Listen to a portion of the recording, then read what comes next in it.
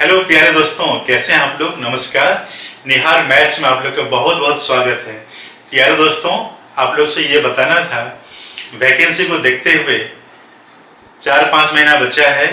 ये 4-5 महीने में हमको पूरा वीडियोस डालना पड़ेगा। तो प्यारे दोस्तों, मैं नए वीडियोस डालना शुरू कर दे रहा हूँ। आप प्लीज़ चैनल में रेगुलर विजिट कीजिए।